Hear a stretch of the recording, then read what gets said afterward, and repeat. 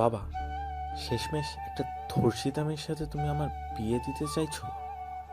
এই বিয়ে করতে আমি পারবো না। বিয়ে বাড়িতে বরের কবুল বলার ঠিক আগ মুহূর্তে এমন কথা শুনে সবাই চমকে যায়। কথাটা শোনা মাত্রই রফিক আহমেদ তার বড় ছেলের গালে ঠাস করে একটা চড় মেরে দেন। ইতিমধ্যে অনেকে কানাঘুষো কথা শুরু করে দিয়েছে। একজন মহিলা তো বলেই উঠল, এই মেয়েকে তো সবাই ভালোই জানতাম, আহারে বেচারির সাথে এমন কাজটা যে কে করেছে, আমরা তো এসব ব্যাপারে কিছুই শুনলাম না। নিজের মেয়ের সম্পর্কে এসব কথা শুনে আর ঠিক থাকতে পারলেন না রহিমা বেগম। মুখে আঁচল দিয়ে কাঁদতে লাগলেন। তিনি আগেই তার ভাইকে বলেছিলেন একমাত্র মেয়ের বিয়েটা সে খুব সাদামাটা ভাবে দিয়ে দিতে চান, যেন এসব বিষয় জানাজানি না হয়। কিন্তু ভাইয়ের জোড়াজুড়িতে তার ছেলের সাথে নিজের মেয়ের বিয়ে এত অনুষ্ঠান করে দিতে সে রাজি হয়েছে। রফিক আহমেদ সেই মহিলাকে ধমক দিয়ে উঠলেন, কি সব যাতা বলছেন? এমন কিছুই হয়নি মধুমিতার সাথে। খামাখা ওনাকে চুপ করিয়ে কি লাভ বাবা? উনি তো ঠিকই বলেছেন। তোমরাই তো এত বড় বিষয়টাকে ধামাচাপা দিয়ে দিয়েছো। বাবা রায়হান, চুপ থাক বাবা। আমি তোর ফুপু, তোর পায়ে পড়ি, এসব মিথ্যে অপবাদ আমার মেয়ের নামে তুই দিস না। মিথ্যে কেন বলছো ফুপি? বলো, তোমার মেয়েকে রিয়াদ নামের ছেলেটা উঠিয়ে নিয়ে যায়নি? রাখেনি নিজের কাছে এক রাত? কিছু না করে ছেড়ে দিয়েছে বুঝি? শুরু হলো সবার মাঝে তর্কাতর্কি। এত কিছুর মাঝেও একজন চুপ করে বসে চেয়ে আছে তাদের দিকে। পায়ে তার আলতা, হাত ভর্তি মেহেন্দি, গয়না দিয়ে পা থেকে মাথা অবধি ভরপুর, চোখে টানা কাজল, গায়ে বিয়ের বেনারসি। মধুমিতার এসব আর কিছুই ভালো লাগছে না। বাবা বেঁচে থাকলে হয়তো এখন এসব তার সহ্য করতে হতো না। উঠে এক দৌড়ে বিয়ের স্টেজ থেকে নেমে দৌড়ে বাড়ির ভিতরে চলে গেল সে। রহিমা বেগম দেখেও কিছু বলছেন না। সে জানে এখন কি হবে, গিয়েও কোনো লাভ নেই। রফিক ইতিমধ্যে বিয়ে বাড়ি থেকে সবার কাছে মাপ চেয়ে তাদের চলে যেতে বলেছেন, আর রায়হানকে ঘাড় ধাক্কা দিয়ে বের করে বলেছে চোখের সামনে থেকে চলে যেতে। তবে পাড়ার আন্টিরা যেতে অনিচ্ছুক, তাদের তো এখনো কাটা গায়ে নুনের ছিটে দেওয়া বাকি। মধুমিতা রুমের দরজা লাগিয়ে সেখানে বসে কাঁদতে লাগলো আর জীবনের হিসেব কষতে লাগলো। মধুমিতা জাহান তুলি, ঢাকা মেডিকেলের ছাত্রী, ছোট থেকে খুব চঞ্চল ও মেধাবী, লম্বা, চেহারা অনেক ফর্সা না হলেও মায়াবী। মধুমিতার বাবা নেই, মায়ের সাথে মামার বাড়িতে ছোট থেকে বড় হয়েছে সে। দাদার বাড়িতে মাঝে মাঝে যাওয়া হয় তাদের। রায়হান হলো তার মামার বড় ছেলে। একসময় এই রায়হানই মধুমিতাকে পাওয়ার জন্য পাগল ছিল, কিন্তু ভাগ্যের কি নির্মম পরিহাস, এই ছেলেই সবার সামনে মধুমিতাকে নিয়ে এত বড় একটা কথা বলে দিল। কথা আছে না, মানুষ চেনা যায় বিপদে। কিছুদিন আগের ঘটনা, রিয়াদ নামের পাড়ার এক বকাটে ছেলে মধুমিতাকে খুবই বিরক্ত করত। একদিন মধুমিতা সহ্য করতে না পেরে ভার্সিটির সবার সামনে তাকে চড় মেরে দেয়। এইটা যেন কাল হয়ে দাঁড়ায় তার জন্য। রিয়াদের ইগো হার্ট হয়। সেদিন বিকেলে বাড়ি ফেরার সময় মধুমিতাকে জোর করে গাড়িতে তুলে নিয়ে যায় রিয়াদ। এক হোটেলে অজ্ঞান হয়ে নিয়ে যায় ওকে খারাপ কিছু করতে। তবে হয়তো সৃষ্টিকর্তার সহায় ছিল মেয়েটার। ওই দিন সেই হোটেলে ড্রাগস খুঁজতে একদল পুলিশ আসায় সবাইকে ধরে নিয়ে যায়। মধুমিতাকে অতিরিক্ত ডোজ দেওয়ার ফলে তার জ্ঞান ফিরতে সকাল হয়ে যায়। এদিকে রহিমা মেয়েকে না পেয়ে যেন পাগল প্রায়। মধুমিতাকে বাসায় এনে রফিক ঠিক করে পাড়ায় এসব কিডন্যাপিং এর বিষয় ছড়ানোর আগেই তাড়াতাড়ি নিজের ছেলের সাথে বিয়ে দিয়ে দেবে মধুমিতার। তবে রায়হান মধুমিতার সতীত্ব নিয়ে সন্দেহ, এখন আর তাই সে মধুমিতাকে বিয়ে করতে চায় না। তবে মধুমিতা অনেকবার তাকে রিজেক্ট করেছে, সেই প্রতিশোধ নেওয়াটা এখনো বাকি, তাই বিয়ে বাড়িতে এত কাহিনী করলো সে। দেখলে গো ননদিনী, বিয়ে বাড়িতে সবার সামনে কি কাণ্ডটাই না হলো। এখন হয়তো তোমার মেয়েকে আর কেউ বিয়ে করবে না। হালিম বানানোর জন্য মাংসগুলো কেটে কেটে টুকরো করছিল রহিমা। তখনই রায়হানের মায়ের মুখে এমন কথা শুনে থেমে যায় সে। এসব কিছুর পিছে যে রায়হানের মায়েরও হাত আছে তা খুব ভালো করেই জানে রহিমা। নিজের বোনের মেয়ের সাথে ছেলের বিয়ে দিতে না পারায় ক্ষোভটা হয়তো এখন ছাড়বে সে। রহিমা আর তার মেয়েকে কখনোই সহ্য করতে পারত না রায়হানের মা, তাই এই বাড়িতে থাকতেও চায়নি রহিমা। তবে ভাইয়ের জোড়াজুড়িতে বছরের বেশিরভাগ সময় এখানেই থাকা হয় তার। মাঝে মাঝে শ্বশুরবাড়িতে গিয়ে সবার সাথে দেখা করে আসেন সে। শ্বশুরবাড়ির সবার সাথে তার সম্পর্ক যথেষ্ট ভালো, তবে সেখানে থাকলে যে বরাবর মৃত স্বামীর কথা মনে পড়ে, তাই তারাও রহিমাকে জোর করেনি সে বাসায় বেশিরভাগ থাকতে। কিন্তু সে বাড়ির দরজাটা সবসময় খোলা এই মা মেয়ের জন্য। বিয়েতে অবশ্য তারা কেউ আসেনি, এর একটা কারণ আছে, তারা কেউই রায়হানকে তেমন পছন্দ করত না। তবে এসব ভাবার বা কারো কথায় কান দেওয়ার সময় নেই। ওদিকে মেয়েটা সারাদিন না খেয়ে আছে, তাই তো নিজ হাতে মধুমিতার পছন্দের হালিম বানাতে এসেছিল রহিমা। তাই নিজের কাজে আবার লেগে গেল। মধু, মা আমার, দরজাটা খুলতো, দেখ তোর জন্য খাবার নিয়ে এসেছি। রহিমার কথায় হালকা নড়ে বসে মধুমিতা। জানলার দিকে তাকিয়ে দেখে বাহিরে অন্ধকার। রাত হয়ে গিয়েছে বুঝি। সময় কখন কাটলো বুঝতেই পারেনি সে। এখনো তার গায়ে বিয়ের সাজ। আস্তে করে উঠে দরজাটা খুলল সে। মা, মা ডাকটা শুনে যেন আত্মা কেঁপে উঠল রহিমার। কতটা যন্ত্রণা লুকিয়ে আছে এই ডাকটার পিছনে। মেয়েটির চোখ মুখ ফুলে একাকার, কেঁদেছে হয়তো খুব। তবে রহিমাকে এখন ভেঙে পড়লে চলবে না, তাকে শক্ত থাকতে হবে। মেয়েকে জোর করে খাইয়ে দিতে লাগলো সে। মধুমিতাও না করতে পারল না, পেটে যে একটা দানাও পড়েনি সকাল থেকে। মা, সবাই কি তোমাকে আমায় নিয়ে কথা শুনিয়েছে? কি সব বলছিস? কে কি বলবে? আর তোর মার হাতে এত ফালতু সময় কোথায় বলতো? আমি এখানে আর থাকতে চাই না মা। তুই চিন্তা করিস না মা, কারো কোনো কথা তোকে আমি শুনতে দিব না। কালকেই তোর দাদু বাড়ি গিয়ে উঠবো আমরা। সেখানে সবাইকে আমি জানিয়ে দিয়েছি, তোর বড় চাচা, ফুফু, তোর দাদি সবাই তোর জন্য অপেক্ষা করছে। আর মামা? তাকেও অনেক কষ্টে রাজি করিয়েছি। এখন খেয়ে ঘুমিয়ে পড়তো চুপ করে। মধুমিতা মায়ের কোলে মাথা রেখে ঘুমিয়ে যায়, আর রহিমা হাত বোলাতে থাকে মেয়ের মাথায়। পরের দিন সকালে তারা গিয়ে হাজির হয় মধুমিতার দাদুর বাড়িতে। ওনারা সবাই গ্রামেই থাকে। থাকবে নাই বা কেন? ওনারা তো জমিদার বংশ, গ্রামের প্রধান। সবার ভালো মন্দ তো তারাই দেখে। বাড়ির সামনে নামতেই রহিমার যেন আর তর সইছে না। ভাবিকে মনের সব কথা বলে নিজেকে হালকা না করলে সে থাকতে পারবে না। তাই মধুমিতাকে রেখে নিজেই ব্যাগ নিয়ে আগে ঢুকে গেল বাড়িতে। মায়ের কাণ্ড দেখে মধুমিতাও হেসে দিল। অনেকদিন পর গ্রামের গাছগাছালি, পুকুর এসব দেখে তারও ভালো লাগছে খুব। সেও তাই এদিক ওদিক তাকিয়ে ঢুকতে যাবে, তখনই কারোর সাথে ধাক্কা খেয়ে পড়ে যেতে নিল। সে যাতে পড়ে না যায় তাই সামনের লোকটি শার্ট খামচি দিয়ে ধরল। ওদের মাথার ওপর মধুমিতার ওড়না এসে পড়ে দুজনকে ঢেকে ফেলেছে একদম। এমন সময় সামনের ব্যক্তিটির কণ্ঠ শুনতে পায় মধুমিতা। স্টুপিড, কে তুমি? দেখে চলতে পারো না? আর আমার বাড়িতে চোরের মতন ঢুকছো কেন? বেশ কর্কশ কণ্ঠে বলে উঠল সোহান। ধমক খেয়ে সাথে সাথে নিজেকে ছাড়িয়ে নেয় মধুমিতা, আর বাতাসে উড়তে থাকা ওড়নাটা টেনে নিচে নামিয়ে নেয়। খোপাটাও খুলে গিয়েছে। অবাধ্য চুলগুলো সামনে এসে এলোমেলো ভাবে উঠছে। এদিকে সোহান একটু আগে অজানা কোনো রমণীকে ঝাড়ি দিলেও এখন এক দৃষ্টিতে মুগ্ধ হয়ে তাকিয়ে আছে তার দিকে। খোলা চুলে বাঙালি মেয়েদের এত সুন্দর লাগে কেন? যেন মনে হচ্ছে দুনিয়াটা থেমে গেছে। তবে এই ঘোরটার বেশিক্ষণ রইল না।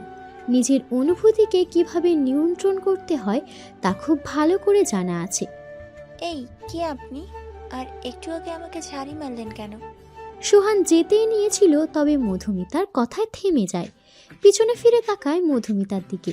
তখন ওড়নার নিচে থাকায় মধুমিতাকে চিনতে পারেনি, তবে এখন ঠিকই চিনতে পারছে। তবে মধুমিতা হয়তো চিনতে পারেনি তাকে। চিনবেই কি করে? যে কয়েকবার এ বাসায় এসেছে সেই কয়েকবারই পড়াশুনোর খাতিরে ঢাকায় ছিল সোহান। মহাপুরুষদের সুন্দরী নারীদের সাথে অযথা কথা বলাটা শোভা পায় না। এ কথা বলেই সোহান বাড়ির ভিতরে ঢুকে গেল। মধুমিতা হাঁ করে তাকিয়ে আছে ছেলেটা ইগো দেখিয়ে অপমান করলো নাকি সুন্দরী বলে সুনাম করলো কিছুই বুঝতে পারছে না সে। আর কিছু না ভেবে সেও বাসায় প্রবেশ করলো। আজ জমিদার বাড়িতে হরেক রকমের খাবারের আয়োজন করা হয়েছে। মুরগির রোস্ট, পোলাও, গরুর গোশত থেকে শুরু করে খাসির মাংস কিংবা হরেক রকমের পায়েস, সেমাই, সবকিছু যেন ভরপুর রান্না হয়েছে। মনে হচ্ছে যেন বিয়ে বাড়ির অনুষ্ঠান। মনে হবেই নাই বা কেন, আজ কতদিন পর পুরো পরিবার একসাথে দুপুরের খাবার খাবে। মধুমিতার বড় চাচা সোহেল সরকার, তার 2 মেয়ে 1 ছেলে। বড় মেয়ে মুক্তা স্বামী নিয়ে দেশের বাহিরে পাড়ি জমিয়েছে। ছোট মেয়ে সিনহা এবার 10ম শ্রেণীতে পড়ে। আর একমাত্র ছেলে সোহান সরকার, পেশায় একজন ডক্টর। মধুমিতার ছোট ফুফু শিফা, তার 1 মেয়ে ঝুমুর, এক ছেলে যে বড় তার নাম মীরাব। সাথে তো মধুমিতার দাদা দাদি আছে। এতদিন পর সব ভাই বোনেরা একসাথে হয়ে কত খুশি। ডাইনিং রুমে বসে সবাই আড্ডা দিতে ব্যস্ত। মধুমিতাও যেন সব ভাই বোনকে একসাথে পেয়ে খুব খুশি। শুধু মুক্তা আপুকে খুব মিস করছে সবাই। আর সোহান হলো সবার বড়। সে একপাশে চুপ করে ডোন্ট কেয়ার ভাব নিয়ে ফোন টিপছে। এই মৌমাছির মধু, তোর চুল এত বড় কেন রে? তোরে কতবার বলছি আমারে মৌমাছির মধু ডাকবি না। ওর তো ঘাড়ের রগ সব তেরা, বলে লাভ নাই মধু আপু। ওর তো পুরা মাথাই নষ্ট। নতুনের কি? এই পুরো গ্রুপ পেলে আমাকে পচালে ভালো হবে না, কিন্তু বলে দিলাম। পচাবো না কেন? তোর জন্য তো আমি একটা নতুন নামই ভাবছি। আজ থেকে তোর নাম মুরগির পায়ের নুপুর। বাহ, কি মেধা আমার! নোবেল পাওয়ার যোগ্যতা রাখে। পরে তুই গাইবি আর নাচবি, ঝুমুর ঝুমুর নুপুর বাজে, মুরগি মেলেছে পাখনা আয়া। থাক, বেচারিকে আর কেউ পচাবে না। ছোট আম্মু, দেখো সবাই আমাকে মানসিক নির্যাতন করছে। কার এত বড় সাহস রে আমার পরি মেয়েটারে কথা শোনায়? ও পড়ি না ছোট আম্মু, ও হলো পেতনি। দেখো না চুলগুলো কেমন কোকড়ানো। সবাই এভাবেই নিজেদের মধ্যকার খুনসুটি দিয়ে আছে। আর সোহান যেন এসব চেঁচামেচিতে বেশ বিরক্ত হচ্ছে। সে ওদের সবার স্বভাবের সম্পূর্ণ বিপরীত। তার সব সময় শান্ত পরিবেশই ভালো লাগে। গম্ভীর স্বভাবেরও বলা যেতে পারে। তবে চোখে চশমা পরে থাকা সিল্কি চুলের ছেলেটাকে চাইলেও কেউ ইগনোর করতে পারবে না। তবে সোহানকে এই মুহূর্তে ঝুমুর বাদে সবাই ইগনোর করে নিজের দুষ্টুমিতে ব্যস্ত। শুধু ঝুমুর একটু পর পর পানির গ্লাস হোক বা পায়েসের বাটি এটা ওটা এগিয়ে দিচ্ছে সোহানকে। এই বিষয়টা সিনহাও কিছুটা খেয়াল করেছে। দুপুরের ভরপুর খাওয়া দাওয়ার শেষে সবাই ভাত ঘুম দিয়েছে। তবে দোতলার বারান্দাতে দাঁড়িয়ে আছে মধুমিতা। আইসক্রিম খেতে ইচ্ছে করছে তার। তবে এখন কাকে বলবে আনতে? গ্রামের বাড়িতে যে সচরাচর সবখানে দোকানপাটও থাকে না। এক কাজ করা যায়, ফুফিকে রসমালাই বানিয়ে ফ্রিজে রাখতে দেখেছিল মধুমিতা। দুধে চুবিয়ে রাখা গোল্লা গোল্লা ঠান্ডা অবস্থায় খেলে আইসক্রিমের মতোই লাগবে। মধুমিতাকে আর কে পায়, দৌড়ে নিচে নামছিল আর কারোর সাথে সজোরে ধাক্কা। আউচ! আবার তুমি? মধুমিতার মনে পড়ল সকালের কথা। তখন সোহানি তাড়াহুড়ো করে ঢুকছিল। তবে বকাটা দিয়েছে মধুমিতাকে। এখন প্রতিশোধ নেওয়ার সুযোগ। সোহানকে কিছু না বলতে দিয়ে এবার সেই বলা শুরু করলো। You nonsense! কে আপনি? দেখে চলতে পারেন না? আর আমার রুমের সামনে চোরের মতো ঘুরছেন কেন? একটু আইসক্রিম খুঁজতে দিবেন না নাকি? এ কথা বলে এই মধুমিতা একটা ধো দৌড় লাগালো। ওকে আর পায়কে সোহান পুরো ভ্যাবাচাকা খেয়ে গেল। সবসময় সে সবাইকে কথা শোনায়, আজ এই 2 দিনকার পিচ্ছি মেয়ে কথা শোনালো তাকে। আর কি বলল সে? চোরের মতো রুমের সামনে ঘুরছে। পাশের রুমটাই তো তার, নিজের রুমে যাবে না নাকি সে? এর বদলা সোহান সরকার ঠিক পরে নিয়ে ছাড়বে। একদিন বিকালবেলা সবাই ঠিক করেছে আজ সবাই মিলে গ্রামের বড় জঙ্গলে ঘুরতে যাবে। ট্রুথ ও ডেয়ার খেলাও খেলবে সব ভাই বোন মিলে। তবে সোহান এসব খেলায় যেতে চায় না। কিন্তু বাবা সোহেল এর জিদের কাছে হার মেনে ওকে ওদের দায়িত্ব নিতে হয়। ওরা সবগুলোই তো বাচ্চা বাচ্চা মেন্টালিটি নিয়ে থাকে, তার সাথে ম্যাচিওর কাউকে তো থাকাই উচিত। সবাই অবশেষে জঙ্গলে এসে হাজির হলো। গাছগাছালিতে ভরা ঘন জঙ্গলে আলো আসছে খুব কষ্ট করে। মনে হয় যেন সন্ধ্যা হয়ে গিয়েছে।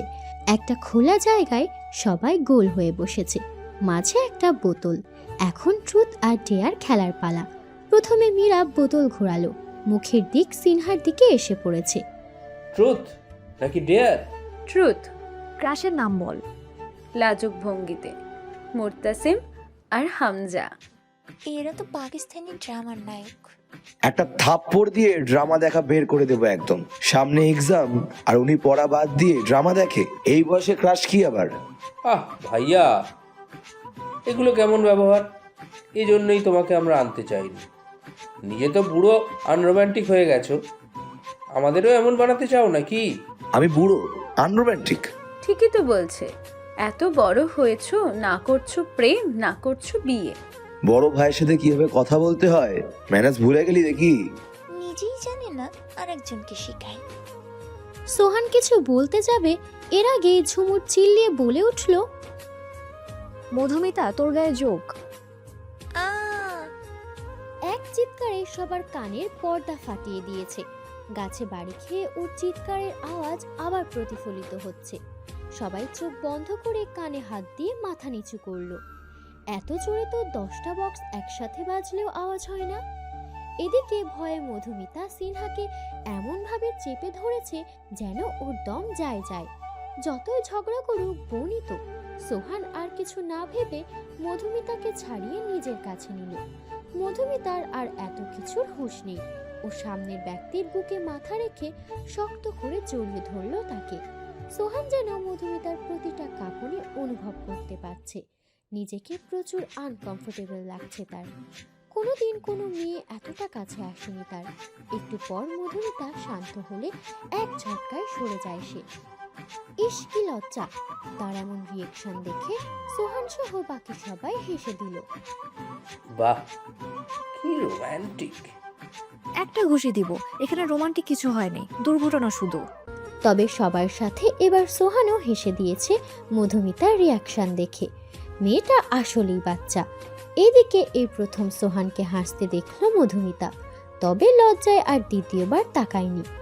এদিকে একে তো সবাই এসেছে বিকেলের দিকে, এখন আবার প্রায় সন্ধ্যা হয়ে যাচ্ছে। সবাই তাই বাড়ির উদ্দেশ্যে রওনা হলো। মাঝপথে ব্রিজ পার হতে হয় একটা। নদীর উপরের ব্রিজের পরিবেশটা খুব সুন্দর। একটা বড় দোকানও আছে সেখানে। সোহান কি যেন ভেবে সবার জন্য আইসক্রিম কিনে নিয়ে এলো একটা করে। সবাই আইসক্রিম পেয়ে খুব খুশি। সন্ধ্যা শেষে রাত নামলো। আকাশে পূর্ণিমার চাঁদ। সবাই বাড়ির উঠোনে বসে গল্প করছে। এই রাত আবার কতদিন পর আসে কে জানে। কাল আবার মধুমিতা ঢাকার উদ্দেশ্যে রওনা দিবে। হোস্টেলে উঠতে হবে। পড়াশোনায় এমনিতেই গাফিলতি হয়েছে অনেক, তবে কারোরই আলাদা হতে ইচ্ছা করছে না। মধুমিতা, কয়েকদিন আরো থেকে গেলে কিন্তু পারতি। না ভাইয়া, তা আর সম্ভব না। কোনো সমস্যা হলে সবার আগে এই ভাইকে কল করবি বলে দিলাম। আপুর সমস্যা হলে সোহান ভাইয়া তো আছেই। সবাই সিনহার কথা শুনে চোখ বড় বড় করে ওর দিকে তাকালো। কি বলে এই মেয়ে? সোহানও ভ্রু কুঁচকে তাকিয়ে আছে ওর দিকে। সিনহা বুঝতে পেরে কথাটা ঘুরিয়ে নেয়। না মানে সোহান ভাইয়াও তো ঢাকায় থাকে, তাই বললাম। হ্যাঁ, তো আমি কারো দায়িত্বের বোঝা টানতে ঢাকা যাচ্ছি নাকি? তো আমি কি কাউকে বলেছি আমার বোঝা টানতে? আজব, কিছু মানুষ সবসময় বেশি বুঝে। ব্যাস ব্যাস হয়েছে। এই মৌমাছির মতো তুই না খুব ভালো মেহেদি দিতে পারিস, দিয়ে দিবি আমাকে? এই যে নিয়ে এসেছি। দে। মধুমিতা এক এক করে সবাইকে মেহেন্দি দিয়ে দিচ্ছে। মীরাবেরও নাকি মেহেন্দি দিতে ইচ্ছা করছে, তাই মধুমিতা ওর হাতটা টেনে কোলে নিয়ে মেহেন্দি দিয়ে দিচ্ছে। তবে সোহানেরও কেন জানি বিষয়টা ভালো লাগেনি, তাই সে সেখান থেকে উঠে ঘরে চলে গেল। ভাবি, আমার কথাটা আরেকটিবার ভেবে দেখবেন কিন্তু। খুব বিনয়ের সাথে কথাটা বলল মরিয়ম বেগম। ভেবে তো দেখবই ভাবি, তবে আপনি তো সব জানেনই আমার বাচ্চা মেয়েটার ওপর গত কিছুদিন ধরে কি ঝড়টাই না গিয়েছে। তাই এই সব ব্যাপারে আমি ওকে এখন কিছু বলতে চাই না। এখন কেন বলবেন? কিছুদিন যাক, তখন না হয় বুঝিয়ে বলবেন। ঘরের মেয়ে আমরা দূরে কেন দিব? ঘরের মেয়ে ঘরেই রেখে দেব। তবে এসব কথা আড়ালে দাঁড়িয়ে দাঁড়িয়ে শুনছে সিনহা। এই একটা বাজে স্বভাব ওর, সবার কথায় শুধু আড়ি পাতা। তাদের দেখার আগেই আবার আস্তে আস্তে করে সরে গেল সে। তার ছোট মাথায় যা বুঝার সে বুঝে গিয়েছে। পরের দিন সকালে আজ মধুমিতা ঢাকায় ফিরে যাবে। সব ব্যাগ গুছিয়ে বিদায় নিচ্ছে সবার থেকে। সোহানেরও আজ না চাইতেও ঢাকায় ফিরতে হচ্ছে। বাবার কড়া আদেশ, হোস্টেলে ঠিকভাবে মধুমিতাকে পৌঁছে দিয়ে তবেই নিজের ফ্ল্যাটে যেতে পারবে সোহান। তাই সে নিজের ব্যাগটা কাঁধে নিয়ে মুখ গোমরা করে দাঁড়িয়ে আছে। কিছুক্ষণ পর একটা অটো আসলো ওদের নিতে। এই অটো সোজা গিয়ে রেল স্টেশনে গিয়ে থামবে। ট্রেনে করে ঢাকা যাবে ওরা। মধুমিতা তো খুব খুশি, এই প্রথম ট্রেনে উঠবে সে। 90 দশকের কত প্রেমের গল্প আর উপন্যাসের ট্রেনে হওয়া প্রেম সম্পর্কে শুনেছে সে হিসাব নেই। এখন কোনোভাবে নিজেও তেমন কাউকে পেয়ে গেলে হয়। অন্তঃপর ট্রেন চলছে তার নিজের গতিতে। মধুমিতা জানলার পাশের সিটে বসেছে। পাশেই সোহান কিছুটা দূরত্ব বজায় রেখে বসেছে। সামনে এক বয়স্ক দম্পতি বসে আছে। মধুমিতা জানলার দিকে তাকিয়ে বাহিরের গতি দেখছে। কোন ফাঁকে যে চুলগুলো খুলে গিয়েছে খেয়াল নেই। সামনে পাল্লা দিয়ে উঠছে সেগুলো। সোহান কিছুটা বিরক্ত হয়েই বলে, তোমার কি হিজাব নেই? আছে কেন? বাইরে চলাফেরা করলে হিজাব পরবে, নয়তো চুলগুলো এমন টাইট করে বাঁধবে যেন প্রয়োজনে ছিঁড়ে যায় কিন্তু খুলে না যায়। আচ্ছা। সামনে থাকা বয়স্ক দম্পতি ওদের কথা শুনে মুচকি মুচকি হাসছে। একজন বোরখা পরা, আরেকজন পাঞ্জাবি, মাথায় টুপি। দেখেছ গিন্নি, ঠিক আমাদের মতো এক সময় আমরাও এমন ছিলাম, মনে আছে? কোথাও গেলে কিভাবে আমি তোমার কাপড় পরার বিষয়ে খেয়াল করতাম। তার বলতে, তা বাবা বিয়ে হয়েছে কতদিন হলো? তাদের কথা শুনে দুজনে কিছুটা হতভম্ব হয়ে পড়ল। একে অপরের দিকে তাকালো। এই স্বামী স্ত্রী হয়তো তাদের কাপল ভাবছে। না না দাদি, আপনি ভুল ভাবছেন। ইনি আমার চাচাতো ভাই হয়, আমার স্বামী না। হ্যাঁ, আমরা অবিবাহিত। থাক থাক, আর বলতে হবে না। আমরা এখন বুড়ো হলে কি হয়েছে, এক সময় জমিয়ে প্রেম করতাম। লুকিয়ে লুকিয়ে কত দেখা করেছি ট্রেনে। তোমরা তো তাও চাচাতো বলেছ। একবার তোমার দাদি এক শিক্ষকের সামনেও পড়েছিল, আমাকে সোজা আপন ভাই বানিয়ে দিয়েছিল। সেই দিনগুলোর কথা কি বলবো আর। চিঠিতে কথা হতো আমাদের, কখনো কখনো চিঠি আসতো, এত দেরি হতো যেন মন চাইতো গিয়ে যেন দেখে আসি কি লিখেছে। দোয়া করি তোমরাও যেন ভালোবাসার পূর্ণতা পাও। মধুমিতা কি করবে না বুঝে অসহায় দৃষ্টিতে সোহানের দিকে তাকালো। সোহানও বুঝে গিয়েছে এদের আর বলে বোঝানো যাবে না, তাই প্রসঙ্গ এড়াতে সে তাদের রুমটার বাইরে চলে গেল। মধুমিতা অবশ্য এই সুযোগে তাদের লাভ স্টোরি শুনতে ব্যস্ত। কিছুক্ষণ পর সোহান ঝালমুড়ি, আলুর চপ, হাবিজাবি নিয়ে এসেছে সবার জন্য। মধুমিতা না বললেও বুঝেছে এত সময় ওর খিদে লেগেছে নিশ্চয়ই। ঝালমুড়ি দেখে তো মধুমিতা অনেক খুশি। ঢাকায় আসতে আসতে প্রায় দুপুর হয়ে গেল। এই দম্পতি এই স্টেশনে নামবে না, পরেরটায় নামবে। তাই তাদের থেকে বিদায় নিয়ে মধুমিতা আর সোহান নেমে যায় নিজের গন্তব্যস্থানে। চারপাশে জমে থাকা পানি আর ভেজা ভেজা পরিবেশ দেখে মনে হচ্ছে বৃষ্টি হয়েছে কিছুক্ষণ আগে। সোহান আর মধুমিতা পাশের রেস্তোরাঁয় কিছু খাওয়া দাওয়া করে নিল। এবার মধুমিতাকে হোস্টেলে দিয়ে সোহানের নিজের ফ্ল্যাটে যাওয়ার পালা। নামার আগে অবশ্য মধুমিতা সোহানকে একটা থ্যাঙ্কস জানিয়েছে। তারপর হোস্টেলে গেট খুলে দিয়ে ঢুকে গেল। মধুমিতা ভাবছে আর হয়তো সোহানের সাথে দেখা হবে না, তবে সোহান ভাবছে অন্য কিছু। একটা ডেভিল হাসি দিয়ে সে তার ফ্ল্যাটে চলে গেল। অনেকদিন পর আজ ভার্সিটিতে ক্লাস করতে যাচ্ছে মধুমিতা, সাথে বান্ধবী মিসমিও আছে। ভার্সিটিতে নাকি এই ডিপার্টমেন্টের নতুন স্যার এসেছে, ঢাকা মেডিকেলেরই ডক্টর। দুইজন মাঠে হাঁটছে আর কথা বলছে। মুরগি খায় ধান, নতুন স্যার আমার যান। পাগল হলি? দুধ মাখন দই খায়, আমি শুধু নতুন স্যারকেই চাই। আরে কি সব হাবিজাবি কবিতা শুরু করলি? দোস্ত, তুই তো এই কদিন ছিলি না। ভার্সিটিতে নতুন দুজন স্যার এসেছে, একজন আমাদের ডিপার্টমেন্টে, অন্যজন আরেক ডিপার্টমেন্টের। দুজনেই যা দেখতে না। স্যাররা বাবা মায়ের সমতুল্য, তাই এসব ঢং বাদ দিয়ে পড়ায় মনোযোগ দে, সামনে এক্সাম। এমন সময় হঠাৎ মিসমির গায়ের উপর কেউ এক বালতি জল ঢেলে দিল। কোন ডগি রে? দুইজনে পিছন ফিরে দেখে একদল ছেলে মেয়ে। বুঝতে আর বাকি নেই কিসের পাল্লায় পড়েছে তারা।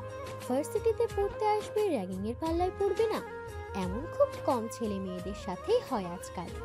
এখন এই গ্রুপে 3টে ছেলে আর 2টা মেয়ে আছে। একজন ভার্সিটির প্রিন্সিপালের ছেলে রুদ্র, সাথে 2 বন্ধু স্বপন আর আয়ান। মেয়ে দুটোর নাম আরু আর রুশি। দুজনেই ছোট ছোট ড্রেস পরা, উপরে ইউনিফর্ম। রুশির চুল বব কাট করা, ছোট ছোট, দেখতে চাইনিজদের মতো। এই মেয়েরা, এদিকে আসো। থাক, সরি বলতে হবে না, আমি খুব দয়ালু, মাফ করে দিছি। হোয়াট? কি বলছো এসব? কে কাকে মাফ করবে? ও মা, আপনার তো আমাকে সরি বলতেই রেখেছেন। ওই যে একটু আগে ভুলে পানি দিয়ে দিলেন। ভুলে পানি দিয়েছি তাকে বলবো? হি হি হি, ভুলেই দিয়েছেন জানি, নয়তো আমার সম্পর্কে না জেনে দিয়েছেন। জানলে হয়তো দিতেন না। এই মিশু, এখন অন্তত ঝামেলা করিস না। তুই মার্শাল আর্ট জানোস, তাই সব কিছুতে নাক গলাস না। এ নে, আস্তে কি বলিস? আর বলিস না, ও একটু এমনই। তুই কি আমাকে তুই করে বললি? হ্যাঁ বললাম। কেন, তুই আমাদের ক্লাসমেট না? না হলে তুই করে আমাকে বলছিস কেন? আমিও বললাম। You bloody bitch, I will kill. থামারু। রুদ্র পা থেকে মাথা অব্দি মিসমিকে দেখে নিল। অত্যাধুনিক পোশাকের ছোঁয়া না থাকলেও মোটামুটি একটা লং স্কার্ট আর ফুল হাতার শার্ট, উপরে গলায় পেঁচ দেওয়া ওড়না, মাথায় ছোট একটা হিজাবও আছে দেখি। মেয়েটার সাহস আছে মানতে হবে। পাশের মেয়েটার থেকে এই মেয়েটাকে বেশ মনে ধরেছে রুদ্র। নাম কি তোমার? আশফি জাহান মিশমি। আপনার? সিনিয়রদের পাল্টা নাম জিজ্ঞেস করছো? আরে থাম। মাহিয়ান রুদ্র। কোন ইয়ার? ফার্স্ট। ওহো, পানি দেওয়ার জন্য সরি। এখন যাও। It's okay. মধুমিতা মিসমিকে টেনে নিয়ে ক্লাসের দিকে চলে গেল। এই মেয়ের বেশি সাহসের জ্বালায় মধুমিতা শেষ। বাকিরা তো হা করে রুদ্রর দিকে তাকিয়ে আছে। যে রুদ্রর সামনে কেউ একটা বাড়তি কথা বললে তার খবর হয়ে যেত, সেই রুদ্রর আজ কি হলো? তোত, কি হলো এটা? কোনটা কি হলো? এই যে মেয়েটাকে লাই দিয়ে মাথায় উঠিয়ে নাচালি। লাই কই দিলাম, জাস্ট একটু কথা বললাম আর কি। डाल में कुछ काला है।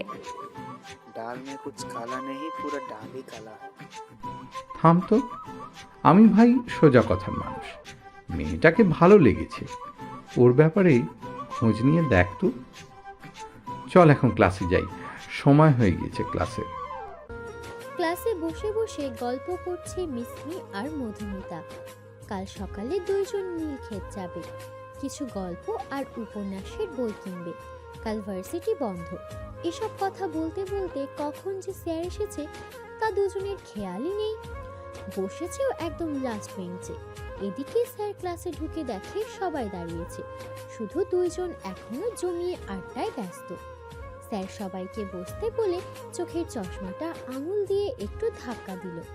ক্লাসের কিছু মেয়েরা তো হাঁ করে তাকিয়ে আছে। স্যার সামনের বইটা মুখের সামনে ধরে পাতা উল্টাতে লাগলো। মিস মধুমিতা এবং তার পাশের জন কাইন্ডলি একটু দাঁড়াবেন। হঠাৎ নিজেদের কথা শুনে মধুমিতা ও মিসমি একটু হকচকিয়ে গেল। আরে, সামনে বই নিয়ে কে দাঁড়িয়ে আছে? স্যার হয়তো। কখন এলো? अब हम दोनों का क्या होगा भातीजी? চুপ কর। সরি স্যার, আর হবে না। আমরা আসলে খেয়াল করিনি যে আপনি এসেছেন। পুরো ক্লাস ওদের কথা শুনে হেসে দিল।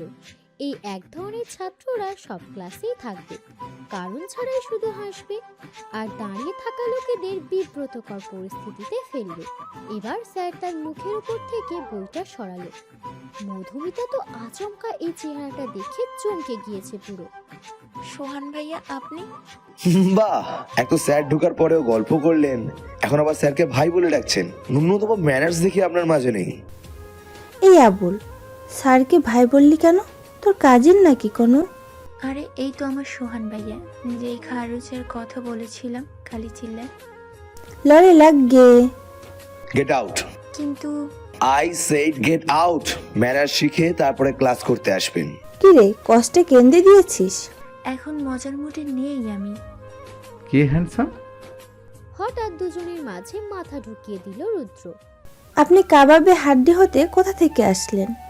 আগে বলো, হ্যান্ডসাম কাকে বলছো? যাকে খুশি বলেছি, আপনার কি? আমারই তো সব। কিছু না, কাল আমরা ফ্রেন্ডসরা নীলক্ষেত যাব, ভাবলাম তোমরা তো নতুন, তোমাদেরও নিয়ে যাই। কিন্তু ভাইয়া ক্লাসে তো সবাই নতুন, শুধু আমরা কেন? ঠিক বলেন, আমরা কেন? ইয়ে মানে সকালে পানি দিলাম না, তাই ছড়ি হিসাবে এমনটা বললাম। মধুমিতা না বলতেই যাবে, কিন্তু মিসমিস চিল্লিয়ে বলল, যাব। মিশু, আরে থাম তো, আমরা তো এমনিতেও কাল যেতাম, তাদের সাথে গেলেই বাকি। কিন্তু আমার একটা শর্ত আছে। কি? আমার বইয়ের টাকা আপনি দেবেন। ওকে, ডান। আজ তাহলে গেলাম। রুদ্র যেতে দেরি মধুমিতার মিসমিকে কিল ঘুষি মারতে দেরি না। আরে আরে, কি করছিস? থাম না। এসব কি মিশমি? রাগ করেছিস কেন? কেউ আমার উপর ফিদা হয়ে বসে আছে, আর আমি একটু ফায়দা নেব না? আমিও বুঝেছি সে তোকে পছন্দ করে, তাই বলে তুই তার ফিলিংস নিয়ে মজা করে নিবি নাকি? আমি কখন বললাম আমি মজা নিচ্ছি? মানে? মিসমি কিছু না বলে রহস্যময় একটা হাসি দিয়ে বলল হোস্টেলে ফিরে যেতে। দুইজনে তাই করলো। আজ আর ক্লাস করার মুড নেই। এদিকে ক্লাস শেষ করে বের হয়ে সোহান মধুমিতাকে খুঁজছে। মাঠের কোথাও তারা নেই, একটু বেশি বলে ফেলেছে হয়তো। তবে সোহান তো জাস্ট ওই দিন সিঁড়িতে মধুমিতা যা বলেছিল তার বদলাটা নিয়েছে। আচ্ছা, মেয়েটা আবার কান্না করে দেয়নি তো? করলে করুক, সোহানের কি। কিন্তু তবুও ধুর, সোহানের আর কিছু ভালো লাগছে না। মাঝে মাঝে যেন মনের বিরুদ্ধে যুদ্ধ চলছে তার। পরের দিন সকালে পাখির কিচিরমিচির আওয়াজ। রুমের জানলার পাশে বসে আছে মধুমিতা। সারাদিনের ভাবসা গরম আবহাওয়ার মাঝে এই সকালের সময়টা যেন একটু স্বস্তি দেয়। তবে গতকাল রাতে মায়ের সাথে ফোনে কথা বলার পর মনটা একটু খারাপ। মায়ের নাকি শরীর তেমন একটা ভালো না, কিন্তু আসলেই তো সবে পরশু। আর এক সপ্তাহ পর ভার্সিটি কিছুদিনের জন্য বন্ধ আছে, তার আগে যাওয়া হবে না হয়তো। একটা গোল্ডেন কালারের শাড়ি পরেছে মিসমি, মাথায় ম্যাচিং করা একটা হিজাব, কাঁধে ঝুলানো সাইড ব্যাগ। আর মধুমিতা তার সাধারণ গেটআপেই আছে, একটা নর্মাল থ্রি পিস। দুজনেই সকাল সকাল সামনের বড় রাস্তার মোড়ে ওয়েট করছে রুদ্রর জন্য। নিজের কালো গাড়িটা নিয়ে রুদ্র হাজির। গাড়িতে উঠতে বলল, আমরা তো রিকশায় করে যাব বলেছিলাম। আজ একটু কষ্ট করে গরিবের গাড়িতে না হয় গেলেন। আচ্ছা, সমস্যা নেই, দরজাটা খুলেন, টান দেব কিভাবে? অন্তঃপর দুইজনে গাড়িতে উঠে গন্তব্যস্থলে রওনা দিল। তবে কেউ একজন যে পাশে টঙে বসে বসে চা পান করছে, আর তাদের দেখছে এই জিনিসটা সবার অজানা। নীলক্ষেত, এখানে একটা এরিয়াতে আগেও কয়েকবার এসেছে রুদ্র, তাই ঘুরিয়ে ঘুরিয়ে দেখাচ্ছে ওদের কোন দোকানে ভালো উপন্যাসের বই পাওয়া যায়, কোথায় দাম কম ইত্যাদি। মিসমি আর রুদ্র একসাথে হাঁটছে আর কথা বলছে। মধুমিতা কিছুটা পিছনে। সিঙ্গেল ছেলে মেয়েদের এই একটা যন্ত্রণা, কোনো কাপেলের সাথে আসলে সবার মাঝে থেকেই তারা অসহায় এতিমের মতো চলে। মধুমিতারও অবস্থাটা ব্যতিক্রম নয়। কিছুক্ষণ পর মধুমিতা একটা স্টলের সামনে থামল। না না, বইয়ের দোকান না, বইয়ের দোকানের পাশে ছোট্ট করে একটা কসমেটিক্সের দোকান। মধুমিতার এক মোট চুড়ি খুব পছন্দ হয়েছে। কাছে গিয়ে দাম জিজ্ঞাসা করলো। 800 টাকা? মধুমিতা কোনো রকম জানটা নিয়ে সরে এসেছে। এক মুখ চুড়ির এত দাম হবে কেন? এখন চুড়ি কিনলে বই কেনার টাকায় গরমিল হবে, তার চেয়ে ভালো বইয়ের দোকানে যাওয়া যাক। মধুমিতা তাকিয়ে দেখে মিসমি অনেকটা দূরে চলে গিয়েছে। মধুমিতা তাই ওর কাছে না গিয়ে পাশের একটা দোকানে ঢোকে। নানান বই সারি সারি ভাবে সাজানো, বসে পড়াও যাবে দেখছি। মধুমিতা হুমায়ুন স্যারের হিমু উপন্যাসটা কিনল, সাথে ইলমা আপুর পদ্মমীর উপন্যাস, আরও কয়েকজন রাইটারের বই কিনে নিল। সবই রোম্যান্টিক, একটা শুধু হরর বই কিনতে হবে, তবে তেমন ভালো বই খুঁজে পাচ্ছে না। এমন সময় কেউ একজন ওর সামনে একটা বই তুলে ধরল আর বলল, ইউ ক্যান ট্রাই দিস।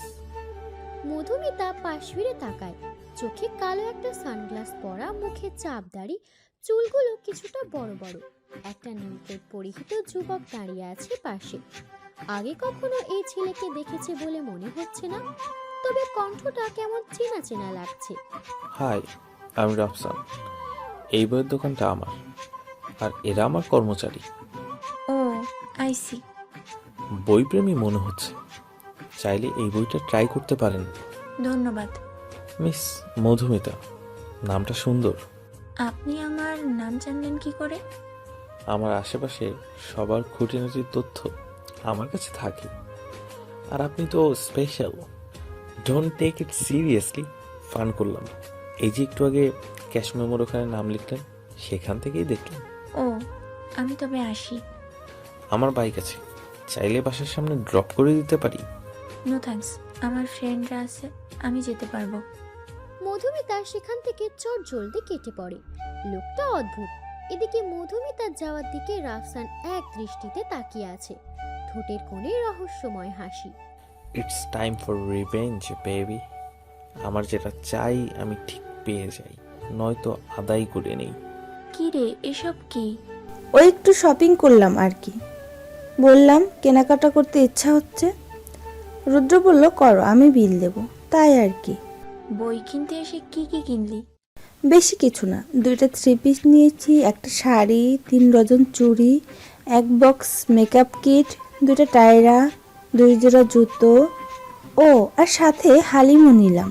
তোর তো পছন্দ, হোস্টেলে গিয়ে খাবো। আর আমি তো হাবিজাবি খেয়েইছি। আর বই? বই তো কেনা এখনো বাকি। আচ্ছা থাক, আরেকদিন বই কিনবো। রুদ্র, আরেকদিন আসবি তো আমার সাথে? মানে শরীরটা খারাপ লাগছে, কাল হয়তো পারবো না। কালকের কথা কখন বললাম? 1 সপ্তাহ পর ভার্সিটি বন্ধ, তখন না হয়। হাম তো। আচ্ছা ভাইয়া চলেন, আর কিছু কিনতে হবে না। সারা রাস্তা আর রুদ্র একটাও কথা বলেনি, অথচ আসার সময় সে কি গল্প। মিসমিও বুঝেছে ডোজটা বেশি হয়ে গেছে, এত নিতে পারবে না। হোস্টেলের সামনে আসতেই মধুমিতা আগে ভাগে গাড়ি থেকে নেমে চলে যায়। মিসমি নামতে গিয়েও থেমে যায়। কিছু বলবে? আজ একটু পরীক্ষা করে নিলাম আপনার ধৈর্য কেমন। সারা জীবন পারবেন নাকি আমার সাথে থাকতে? মানে? সব কথা বলতে হয় না, কিছু কথা বুঝে নিতে হয়। মিসমি গাড়ি থেকে নেমে চলে গেল। রুদ্র এক পলকে তাকিয়ে রইল তার দিকে। তবে কি রুদ্র যা ভাবছে মেয়েটা তাই বুঝলো? দেখতে দেখতে প্রায় 1 সপ্তাহ কেটে গিয়েছে। সোহানের সাথে মধুমিতা ওই দিনের পর থেকে আর একটা কথা বলেনি। ক্লাস টাইমে শুধু ক্লাস করেছে চুপচাপ। সোহান কয়েকবার আগ বাড়িয়ে কথা বলতে আসলেও মধুমিতা এড়িয়ে চলেছে। ওইদিকে মিসমির সাথে রুদ্রর প্রেমটা বেশ জমেছে। আজ সবাই যে যার বাড়ি বেড়াতে যাবে। মিসমির তাই মন খারাপ। এর অবশ্য একটা কারণ আছে, মিসমি অনাথ। মধুমিতা তাই জোর করেছে খুব ওর সাথে যেতে, তবে মিসমি যাবে না। রুদ্র তো আছেই ওর জন্য, তাই শেষমেশ মধুমিতা একাই যাওয়ার সিদ্ধান্ত নেয়। বাস স্ট্যান্ডে এসে দাঁড়িয়ে আছে মধুমিতা, কানে মোবাইল। ওপাশ থেকে সোহানের মা বলে দিচ্ছে কোন গাড়িতে উঠবে। মধুমিতা আবার রাস্তাঘাট তেমন চেনে না, আসার সময় তো ট্রেনে করে এসেছিল সোহানের সাথে। সোহানের মায়ের কথা মতো একটা বাসে উঠে পড়ল সে। 3 নম্বর সারিতে এক পাশে 2টো সিট ফাঁকা, ওখানে জানলার পাশে সিটটায় বসলো সে। কিছুক্ষণ পর বসে থাকতে থাকতে ঘুমিয়ে গেল সে। এই আর এক ঝামেলা, গাড়িতে উঠলেই তার ঘুম। এইদিকে তার পাশে যে কোনো ছেলে এসে বসেছে তার দিকে খেয়াল নেই। অনেকটা পথ পেরিয়ে গাড়ি তেল দেওয়ার জন্য এক জায়গায় থামলো বাস। মধুমিতার ঘুম ভাঙলো, জেগে বুঝলো সে অপরিচিত কারো কাঁধে মাথা রেখে ঘুমাচ্ছিল। তাড়াতাড়ি করে সরে যায় সে, উপরে তাকিয়ে ভূত দেখার মতন চমকে যায়। আপনি? অন্য কাউকে এক্সপেক্ট করছিলে বুঝি? না মানে আপনিও বাড়ি যাচ্ছেন? ফর ইউর কাইন্ড ইনফরমেশন, ওই বাড়িটা আমার, বড় ছেলে হওয়ায় একটু বেশি আমার। তুমি বিয়ে করে পরের বাড়ি চলে যাবে, আর ওই বাড়িকে বাবার বাড়ি বলবে। তোমার বাড়ি হবে তোমার শ্বশুর বাড়ি। মধুমিতা কিছু না বলে চোখ ফুলিয়ে অন্যদিকে ঘোরে। এই ছেলেটা সবসময় তাকে কথা শোনায়। সোহানের চেহারা দেখে হাসছে, মেয়েটা কিউট। বাসে তেল ভরতে সময় লাগবে। সোহান এই ফাঁকে বাইরে গিয়ে পাশের হোটেল থেকে 2 প্লেট গরম খিচুড়ি নিয়ে এলো। বাসে কম বেশি সবাই তাই খাচ্ছে। এখানকার খিচুড়ি খুব ভালো। সোহান আগে যেই কয়বার ঢাকা থেকে গিয়েছে সেই কয়বারই খেয়েছে। নাও কি? খুলে দেখো কি। না, খাবো না।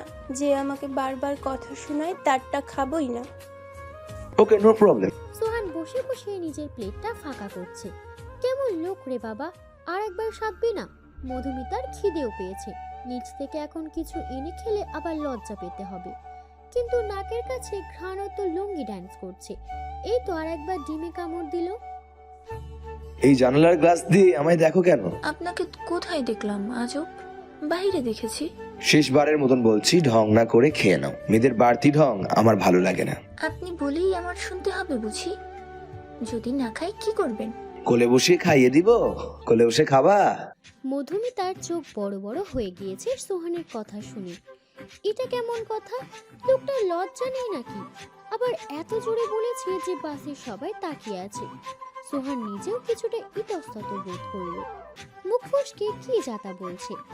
এই মেয়ের সামনে যেন তার আর একটা পার্সোনালিটি জেগে ওঠে। মধুমিতা তাড়াতাড়ি খিচুড়ির প্লেটটা পাশ থেকে ছো মেরে নিয়ে খেতে শুরু করে। একটু পর সোহান একটা কোন আইসক্রিম নিয়ে আর কিছু হাবিজাবি নিয়ে আসে মধুমিতার জন্য। ধরো, তোমার তো আবার খাওয়ার পর মিষ্টি কিছু না খেলে ভালো লাগে না। তেমন কিছু পাইনি, তবে এটা টেস্ট করো। লোকটাকে কিছু না বলেও মনের কথা বুঝে কিভাবে? থ্যাঙ্কস। বারবার থ্যাংক ইউ দিবে না তো, শুনতে ভালো লাগে না। খাও। আর রাস্তায় যে জ্যাম পড়বে একটু পর, বাড়ি যেতে রাত হবে হয়তো। রাতের আকাশে আজ অর্ধ চাঁদ দেখা যাচ্ছে। বাসের লাইটটাও বন্ধ। মধুমিতা জানলার পাশে সিটটায় বসে এখনো হেলান দিয়ে ঘুমাচ্ছে। কিছু চুল উড়ে এসে কপালে পড়ছে বারবার। সোহান চুলগুলো কানের পিছনে গুজে মাথাটা নিজের বুকের উপর রাখলো। এমন কেয়ারলেস কেন মেয়েটা? জানলার বাইরে প্রায় অর্ধেক মাথা বের হয়েছিল। সোহান মধুমিতাকে বুকে রেখে দেখে ওর শরীরটা হালকা গরম। জ্বর আসবে নাকি মেয়েটার? কপালে হাতের উল্টো পিঠ দিয়ে দেখে আসলেই গরম হয়েছে শরীরটা। কোটটা গায়ের উপর দিয়ে ঢেকে দিল। আর একটু ঘুমাক মেয়েটা। কিছুক্ষণের মধ্যে মেইন রাস্তা ছেড়ে চিকন রাস্তায় গিয়ে বাসটা থামবে। তখন না হয় জাগানো যাবে। কানে হেডফোন লাগিয়ে সোহান গান শুনতে লাগলো। রোদে পোড়ায় রোমিও চেহারা, তুমি বুঝলে না আমার ইশারা। লোকে পাগল বলুক মাতাল বলুক, আমি তোমার পিছু ছাড়বো না। বাসের পারে ডাকে নড়ে বসে সোহান। মধুমিতাকে ডেকে তোলে, ইশারা দিয়ে বুঝায় নামতে হবে। মধুমিতাও আস্তে করে উঠে দাঁড়ায়। সোহান ওকে নিয়ে গাড়ি থেকে নামে। সোজা অটোতে করে বাড়িতে গিয়ে পৌঁছায়। বাড়ির সবাই হয়তো ভেবেছে এত দেরি যেহেতু হচ্ছে, আসতে হয়তো ভোর হবে। তবে সোহানের মা এখনো ড্রয়িং রুমে বসে ঝিমুচ্ছে। মধুমিতাকে নিজের রুমে পাঠিয়ে সোহান ওর মায়ের সাথে কথা বলতে লাগলো। মধুমিতার জ্বরের ব্যাপারেও বলল। সোহানের মা নিজে না গিয়ে সোহানের কাছে ঔষধ দিয়ে বলল মধুমিতাকে খাইয়ে দিতে। সোহান কিছুটা ইতস্তত বোধ করলো। তার মা নিজে না গিয়ে সোহানকে কেন এত রাতে অন্য মেয়ের রুমে পাঠাচ্ছে? মায়ের কথাবার্তা শুনে মনে হলো তার হাবভাব তেমন একটা ভালো ঠেকছে না। কি মতলব ডাকলো কে জানে। সোহান আর কিছু না ভেবে ঔষধ নিয়ে মধুমিতার রুমে গেল। দরজাটাও খোলা। পরপর কয়েকবার নক করলো কিন্তু কোনো আওয়াজই নেই। শেষে নিচেই দরজা ধাক্কা দিয়ে ভিতরে ঢুকলো। দেখে মধুমিতা গায়ে চাদর দিয়ে শুয়ে আছে। চুলগুলো পুরো ভিজা। এত রাতে আবার গোসল করতে কে বললো ওকে? মধুমিতা, মধুমিতা উঠো।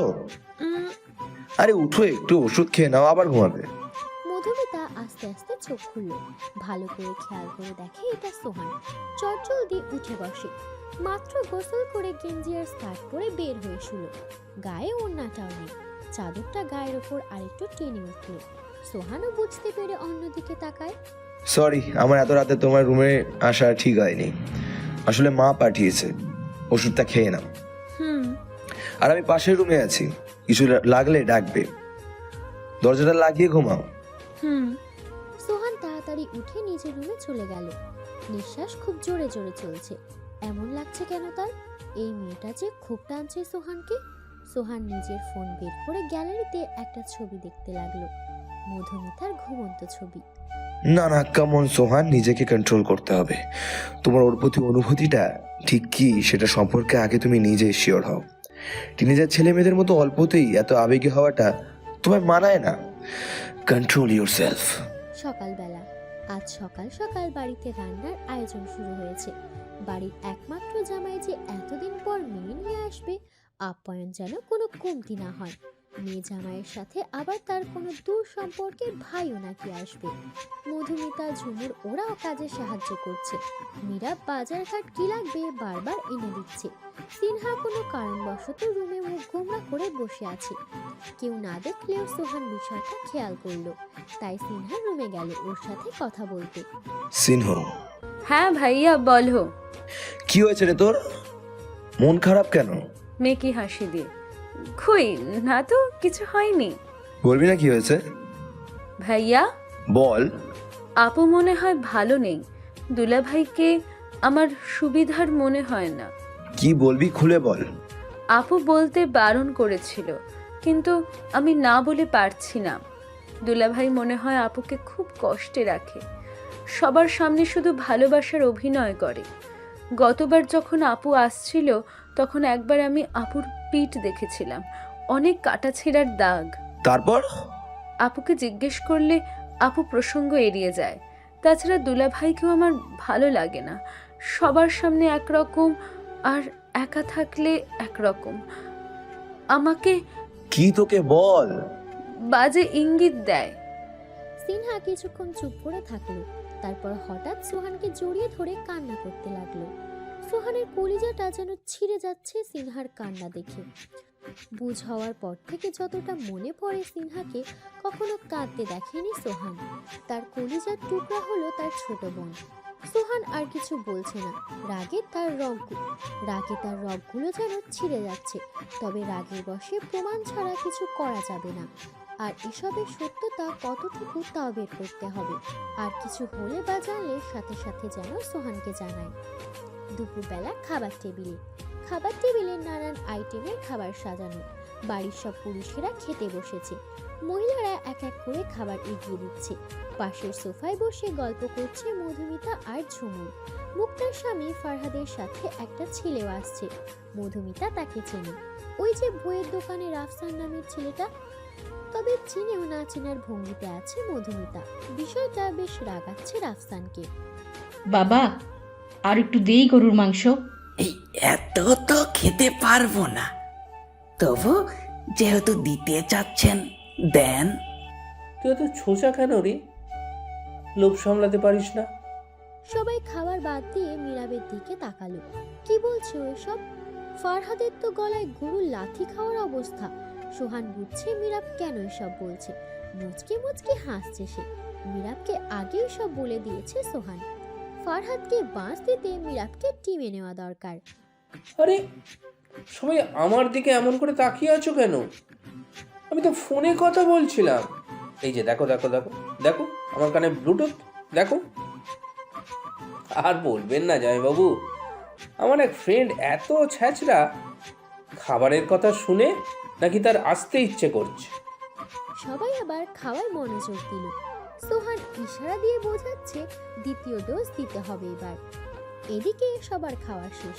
সবাই উঠলেও ফারহাদ দিব্যি খেয়ে যাচ্ছে। ফারহাদ খাওয়া শেষে দই মুখে দিবে, ঠিক তখনই জীবনে কি চোখে দেখোস নাই লুব্বা? সবার শেষ হলেও ওনার শেষ হয় না। আমাকে বললে শালাবাবু? আরে না না, ফোনে বলছিলাম। ও মুখে না বললেও ফারহাদ ঠিকই বুঝেছে মীরাব কথাগুলো তাকেই বলছে। তার আর খাওয়া হলো না, রাগে সে উঠে যায়। তবে মুক্তাকে ইশারা দিয়ে বলে রুমে আসতে, কিন্তু ঝুমুরের সাথে থাকায় মুক্তা আর যেতে পারে না। আজ সারাদিন ওর সাথেই গল্প করতে হবে মুক্তাকে। এইদিকে বিকালবেলা পিছনের পুকুরটার পাশে একা একা বসে আছে মধুমিতা। কানে হেডফোন দিয়ে গান শুনছে আর গুনগুন করে গাইছে। অনেকদিন পর মুক্তা আপুর সাথে কথা বলে ভালো লাগলো। তবে ঝুমুর বারবার মুক্তা আপুর সাথে একটা কি জানি বলতে চাচ্ছিল। বুঝতে পেরে মধুমিতা নিজে উঠে আসে। এমন সময় মধুমিতার মনে হলো পিছনে কেউ আছে। পিছন ফিরে কাউকে হঠাৎ দেখে চমকে পড়ে যেতে নিলে সামনের ব্যক্তি ওকে ধরে ফেলে। রিল্যাক্স আমি। আপনি একা একা বসে আছেন যে? না মানে এমনি। এমনিতে কেউ বসে থাকে বুঝি? কাউকে মনে করছেন হয়তো? না তেমন কিছু না। পুরনো কোনো ক্ষতও তো মনে করতে পারেন। কথা বলতে বলতে রাফসান যে কখন মধুমিতার অনেকটা কাছে চলে এসেছে মধুমিতা খেয়ালই করেনি। তার তো রিয়াদের কথা মনে পড়ছে। শুনেছিল রিয়াদের নাকি পলিটিশিয়ান লোকেদের সাথে হাত আছে। ছাড়া পেয়ে গেছে নিশ্চয়ই। আবার কোনো গন্ডগোল করবে না তো? But what about your past? হলেও বা কি আসে, পাস্ট ইজ পাস্ট, রাইট? কথা বলতে বলতে সোহান ওদের কাছে চলে আসলো। মধুমিতা কিছু না বলে ঘরে চলে যায়। সোহান রাফসানের ঠিক সামনে এসে দাঁড়ায়। আরে সোহান, আপনার সাথে তো পরিচয় হওয়াই হলো না। আপনি তো অন্য লোকের প্রতি ইন্টারেস্ট বেশি দেখাচ্ছেন, তাই হয়তো আমার চোখে দেখেননি। তা আমাকে একটু বলেন আপনার অতীত নিয়ে। মানে ইয়ে দিয়ে বুঝি না ভাই, আপনি আমাদের গেস্ট, আশা করি গেস্টের মতোই থাকবেন। বাড়ির মেয়েদের সাথে বেশি ভাব জমাতে আসবেন না। বাড়ির বড় ছেলে হিসাবে ভদ্র ভাষায় জানিয়ে দিলাম। ওই আমার ফোনটা ঘরে রেখে এসেছি তো, মা ফোন দিতে পারে। যাই তবে, পরে কখনো কথা বলবো। রাফসান তাড়াতাড়ি কেটে পড়ে। সোহানের সন্দেহ ঠিক, এই ফারহাদ আর রাফসানকে একদম বিশ্বাস করা যাবে না। দুইজনের মতলব ভালো না। আর এর আগে তো ফরহাদ রাফসানের কথা কিছু বলেনি, এবার কোথা থেকে নিয়ে আসলো একে? সোহানের তো এবার একটু খোঁজ নিয়ে দেখতে হবে এই ছেলের সম্পর্কে। মধুমিতার প্রতি ইন্টারেস্ট বেশি দেখাচ্ছে। মধুমিতা ঘরে বসে ফোন টিপছে। হঠাৎ ঝড়ের বেগে একদম রাগি লুকে রুমে ঢুকে সোহান। ঢুকে এক টানে মধুমিতাকে দাঁড় করিয়ে ফেলে। মধুমিতা তাল সামলাতে না পেরে সোহানের উপরেই পড়ে যায়। এত শখ ছেলে মেয়েদের সাথে গল্প করার? রাফসান এত কাছে কেন গিয়েছিল তোমার? আমি আসলে খেয়াল করিনি। আপনি দূরে যান একটু। কেন? আমি কাছে আসলেই দোষ? শুধু তাই না, এই রাফসান সম্পর্কে জানো তুমি কিছু? জানো ওকে? মধুমিতা ভয়ে কিছু বলতেও পারছে না। হাতে প্রচুর ব্যথা পাচ্ছে। চুড়িগুলো ভেঙে একদম হাতে ঢুকে গেছে ওর। সোহানের এতদিকে খেয়াল নেই। সে যখন জানতে পেরেছে রাফসানের রিয়াদ, তার আর মাথা ঠিক নেই। হ্যাঁ, রাফসান আর অন্য কেউ নয়, বরং রিয়াদ নিজে। ফেস বদলিয়ে মোটা অঙ্কের টাকা ফরহাদকে দিয়ে এখানে এসেছে সে। কি হলো? Answer me. মধুমিতার হঠাৎ কান্না দেখে সোহানের হুঁশ ফিরে। সাথে সাথে ওর হাত ছেড়ে দূরে সরে যায়। মধুমিতা এক হাতটাকে অন্য হাত দিয়ে ধরে ডুকরে কেঁদে যাচ্ছে। সোহান দেখে হাতের ছুরি ভেঙে কিছুটা রক্ত। Shit, I am so sorry. আমি আসলে খেয়াল করিনি একটু। এদিকে এসো। মধুমিতা আরো পিছনে সরে যায়। সোহানের এত রাগী চেহারা এর আগে কখনো দেখেনি মধুমিতা। আসো বলছি। মধুমিতা ভয়ে আবার আরো দূরে চলে যায়। সোহানও বুঝছে ওকে বলে আর লাভ নেই। নিজের ড্রয়ার থেকে ফার্স্ট এড বক্সটা বের করে ওর কাছে গিয়ে হাতটা ব্যান্ডেজ করে দেয়। সরি, রাগটা কন্ট্রোল করতে পারিনি, ফরগিভ মি। সোহান আর কিছু না বলে রুম থেকে বেরিয়ে যায়। বাহ, কি সুন্দর! নিজেই ব্যথা দিয়ে নিজেই মলম লাগিয়ে দিয়ে গেল। নিজের প্রপার্টি মনে করে নাকি মধুমিতা ওর বিয়ে করা বউ? রাগে ব্যথায় দাঁড়িয়ে দাঁড়িয়ে এসব ভাবছে মধুমিতা। সারা বাড়িতে আর কি কোনো রুম ছিল না? ঘুরে ফিরে সোহানের রুমের পাশেটায় দিতে হলো ওকে। সবে পোড়া কপাল। আপু, আমি আর পারছি না। কথাটা বলে ঝুমুর আরো জোরে কাঁদতে লাগলো। মুক্তা কি বলে সান্ত্বনা দিবে বুঝতে পারছে না। শুধু এতটুকু জানে যা হচ্ছে হয়তো ভালো হচ্ছে না। সে সোহানকে জানে ও যথেষ্ট ম্যাচিওর একটা ছেলে। ও কোনো সিদ্ধান্ত নিলে বুঝে শুনেই নিবে। বোন আমার, থাম এবার। আমি তো তোকে আগেই বলেছি সোহান তোকে আর সিনহাকে একই মনে করে, নিজের আপন মন মনে করে তোকে। তুই কেন এখনো ওকে ভালোবেসে কষ্ট পাচ্ছিস? কেন বসবো না আপু? মধুমিতাকে তো সোহান ভাই বোন ভাবে না, তাহলে আমাকে কেন বোন ভাববে? মধুমিতার প্রতি তো তার খুব টান। তোর হয়তো কোনো ভুল হচ্ছে। কোনো ভুল হচ্ছে না আপু। আমি রাত হোক বা বিকেল যখন তখন সোহানকে মধুমিতার রুমে যেতে দেখি। সোহান নয়তো পুরুষ মানুষ, কিন্তু মধুমিতা, ও কি বারণ করতে পারে না সোহানকে? নাকি ওর চরিত্রেই দোষ? ছে ঝুমুর ছে, এসব কি ভাষা? মানলাম তোর কষ্ট হচ্ছে, কিন্তু ভুলে যাস না মধুমিতাও এই বাড়ির মেয়ে। আর আমি আমার ভাইকে চিনি। ওর মনে সত্যিই যদি মধুমিতার জন্য কোনো ফিলিংস থাকে, তবে ও সব ভেবেচিন্তেই এগোবে। বাহ আপু, এখন তুমিও তোমার ভাইয়ের পক্ষ নিচ্ছ? আমি কারো পক্ষ নিচ্ছি না ঝুমুর। আমি জানি তোর যন্ত্রণা কতটুকু। কাউকে ভালোবাসলেও তাকে না পাওয়ার যন্ত্রণাটা আমি জানি। প্লিজ তুই সোহানকে ভুলে যা, প্লিজ, দোহাই তোকে। মুক্তা আর কিছু না বলে নিজের রুমে পা বাড়ালো। তবে ঝুমুর এখন কি করবে, তার তো আর সহ্য হচ্ছে না। মধুমিতাকেও এখন খুব বাজে লাগছে তার। এদিকে ফরহাদ নিজের রুমে বসে তার প্রেমিকের সাথে কথা বলছে, তবে সে জানে না সেই রুমে কেউ লুকিয়ে তার ভিডিও বানাচ্ছে। ট্রাস্ট মি জান, আমি তোমাকে খুব ভালোবাসি। এই কাইয়া ভূতকে তো আমি জমিদারি বংশ দেখে বিয়ে করেছিলাম। হ্যাঁ, আরে না না, তেমন কিছু না। আরে ও তো আমার রক্ষিতা হওয়ারও যোগ্য না। দেখলেই কেমন যেন একটা গা গুলিয়ে ওঠে। কোথায় ও আর কোথায় তুমি? একবার শুধু টাকাগুলো হাতিয়ে নেই, তারপর বাড়ি থেকে পালাবো। ওদিকে রিয়াদ নামের ছেলেটার কথা বলেছিলাম না, ও হয়তো এতক্ষণে নিজের কাজ শুরু করে দিয়েছে। ব্যাস, যা জানার বা বোঝার সবটা হয়ে গিয়েছে সোহানের। আরো কিছু প্রমাণ জোগাড় করে সে মধুমিতার রুমের দিকে রওনা হলো। প্রমাণ জোগাড়ের ঝামেলায় রিয়াদের কথা বলতে ভুলে গেছে মধুমিতাকে। তবে এত রাতে ওর রুমে যাওয়াটা ঠিক হবে না। তবে না গিয়েও তো উপায় নেই। রিয়াদ যদি কিছু করে বসে। সোহান মধুমিতার রুমের সামনে এসে দেখে রিয়াদ দাঁড়িয়ে আছে। আরে মিস্টার আফসান, আপনি? না মানে, আপনার রুম তো নিচতলায় গেছে, রুমটা দোতলায় কি করছেন? এই তো যাচ্ছি। তা আপনি কি করছেন? বউয়ের কাছে আসছি। হোয়াট? হে মা, আপনি জানেন না মধুমিতা ইজ মাই ওয়াইফ, আর একমাত্র বউ। আচ্ছা, আমি যাচ্ছি। রাফসান তাড়াতাড়ি নিচে নেমে গেল। ও তো জানতো মধুমিতার সেই কাজিনের সাথে বিয়ে ঠিক হয়েছে, সে বিয়ে ভেঙে দিয়েছে। তবে কি সোহানের সাথে বিয়ে ঠিক হয়েছিল? বিয়েটা ভাঙেনি। এদিকে সোহান বুঝে গিয়েছে মধুমিতাকে একা রাখাটা সেফ না, তাই নিজেই ওর রুমে ঢুকে গেল।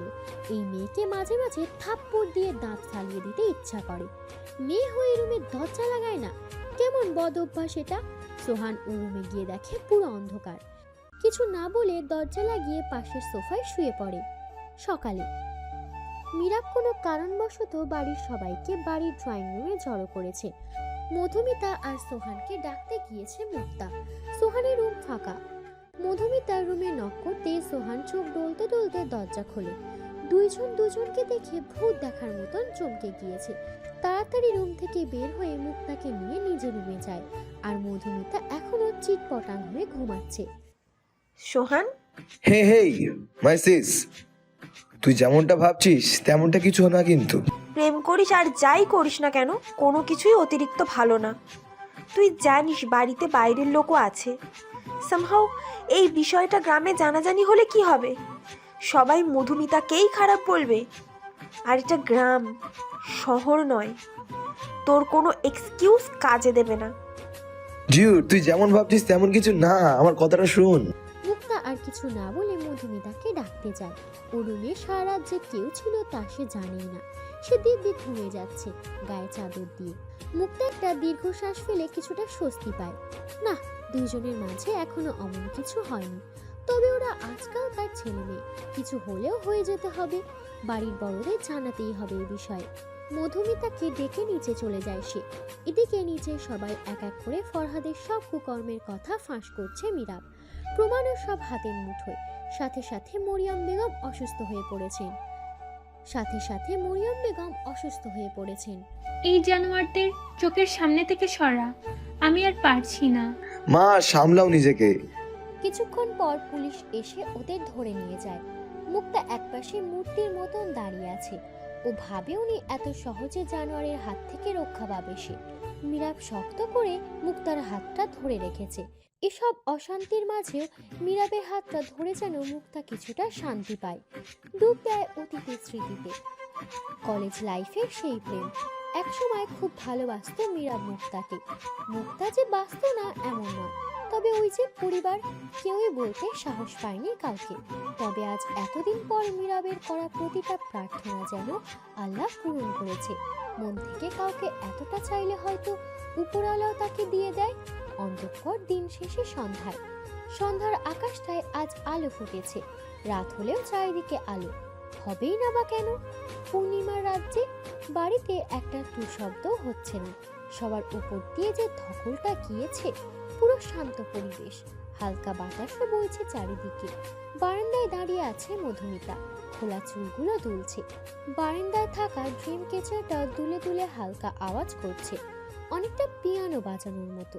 পাশে দাঁড়িয়ে আছে সোহান, কোনো এক খেয়ালে হারিয়ে থাকায় কখন যে পাশে কেউ এসে দাঁড়িয়েছে তা দেখেনি মধুমিতা। এদিকে অনেকক্ষণ যাবৎ হাতে মলম নিয়ে দাঁড়িয়ে থাকতে থাকতে শেষে নিজেই গিয়ে মধুমিতার হাতটা ধরল। মধুমিতা পাশ ফিরে তাকায়। সোহানের বুকটা ধক করে ওঠে, চোখে এখনো দুফোঁটা পানি টলটল করছে। কেঁদেছে হয়তো খুব, নাকটাও একদম টকটকে লাল হয়ে গিয়েছে। গোলাপি ঠোঁট দুটো বারবার কাঁপছে। সোহান সাথে সাথে চোখ সরিয়ে নেয়। আর তাকানো যাবে না, নয়তো এই নেশাকে আর আটকানো যাবে না। নিশ্চিত একটা অঘটন ঘটিয়ে ফেলবে সোহান আজ রাতে।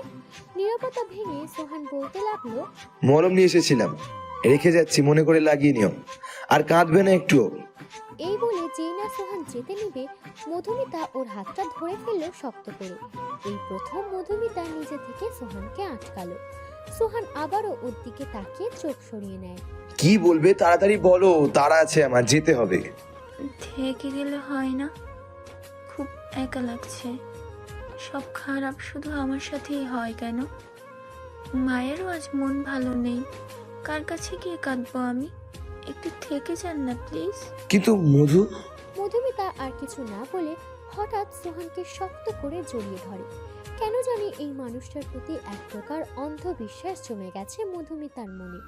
সোহানের বুকে যেন মাথা রেখে তার সব দুঃখ শেষ। ওইদিকে সোহান কি করবে বুঝছে না, না পারছে নিজেকে এই মেয়ের থেকে দূরে সরাতে, না পারছে পুরোপুরি নিজের করে নিতে।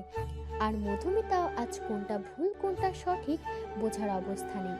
মধুমিতা, এখন একটু ঘুমাও, ভালো লাগবে। যা বলার সকালে বলো। আমি এখন তোমার সাথে এখানে থাকতে পারবো না। আমার সাথে থাকেন।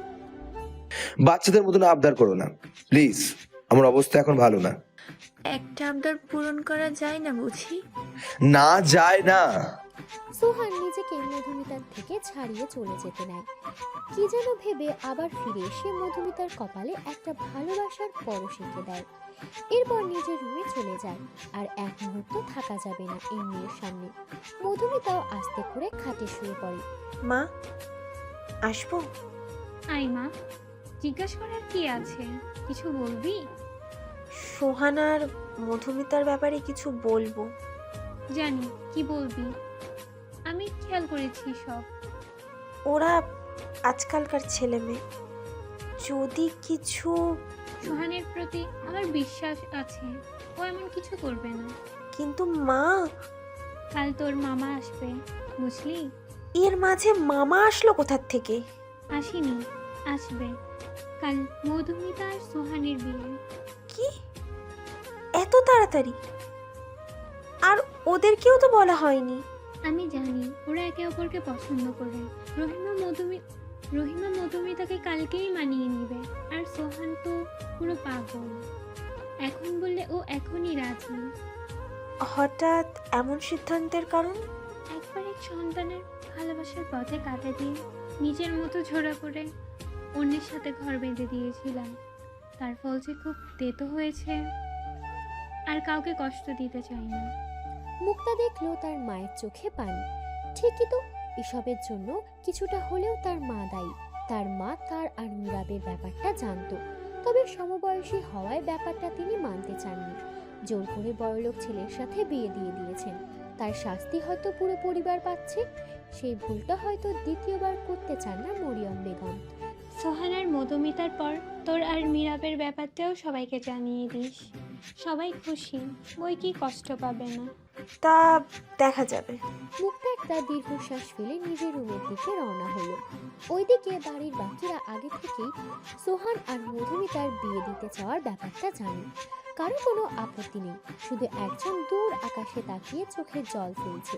নিজের ভাগ্যের প্রতি দয়া হচ্ছে ঝুমুর। তবে অভিযোগ নেই কোনো, হয়তো এটাই ভাগ্য ছিল।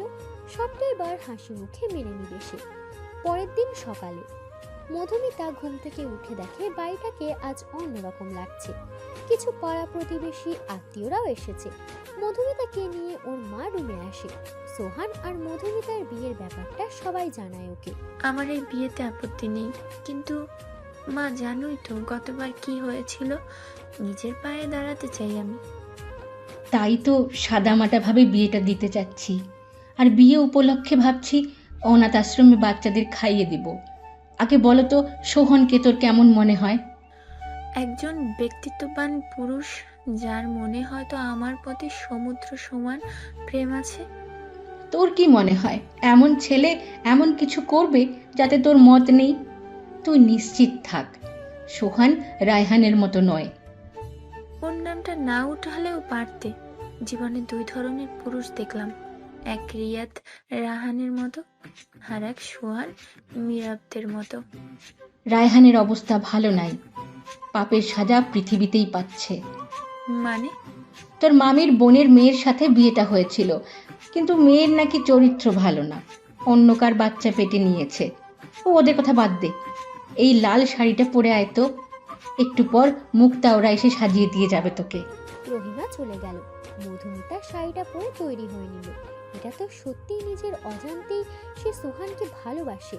এমন প্রেমিক পুরুষকে না করাটা নিছক বোকামি। একটু পর মুক্তা এসে হালকা করে সাজিয়ে গেল মধুমিতাকে। ওইদিকে সোহান একটা সাদা পাঞ্জাবি পরে তৈরি হয়েছে। ধার্মিক রীতিতে তাদের বিয়েটা সম্পন্ন হয়। এক হাত লম্বা ঘোমটা দিয়ে হেলান দিয়ে বসে আছে মধুমিতা। ওইদিকে মীরাব, সিনহা ওরা তো সোহানের কাছ থেকে মোটা অঙ্কের টাকা নিয়ে তবেই ছেড়েছে ওকে। সোহান এর আগে কতবার এই রুমে এসেছে, তবে এবারটা স্পেশাল। রুমে এসে দেখে তার বউ ঘোমটা দিয়ে বসে আছে। কি করবে বুঝছে না বেচারা। কাছে গিয়ে দেখে মধুমিতা ঘুমিয়ে গিয়েছে। আজকের রাতেও ঘুমকে ছাড়লে না।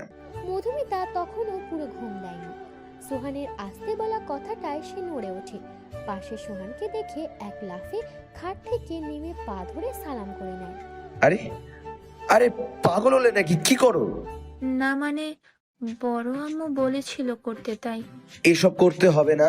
আর বড় আম্মু না, আজ থেকে আম্মুকে শুধু আম্মু বলে রাখবে। আর আমরা কি অপরিচিত নাকি যে বাংলা সিনেমা নায়িকার মতন এত বড় ঘোমটা দিয়ে রাখছো? এখন কি আমাকে বাংলা সিনেমার নায়কের মতন সোফায় ঘুমাতে হবে? মধুমিতা কি বলবে বুঝছে না। এই ছেলে সবসময় তাকে কথার জালে পেঁচিয়ে নেয়। সোহান বুঝে মুচকি মুচকি হাসি দিয়ে মধুমিতাকে কোলে তুলে নিয়ে খাটে শুইয়ে দেয়। আকস্মিক এমন কিছু হওয়াতে ও স্ট্যাচু হয়ে গিয়েছে। এখন কি বাংলা সিনেমার মতন কথাই বলবো শুধু, নাকি হলিউড সিনেমার মতন কিছু করব? মধুমিতা লজ্জায় আর কিছু বলছে না। এই ছেলে এমন ঠোঁটকাটা কেন? কোনো কথা মুখে বাঁধে না। সোহান নেশা ভরা চোখে কতক্ষণ মধুমিতার দিকে তাকিয়ে থাকে। মধু, তোমার মাঝে হারানোর অনুমতি দিবা? মধুমিতা কিছু না লাজুক মুখে চোখ বন্ধ করে আছে আর শক্ত করে সোহানের পিঠটা ধরে আছে। সোহানও বুঝলো মধুমিতার না নেই। আর তারপর জেনে কি করবেন? আমি বাবা সিঙ্গেল, কাপলদের বাসর ঘরে উকি দেই না। আপনারাও যান, টাটা।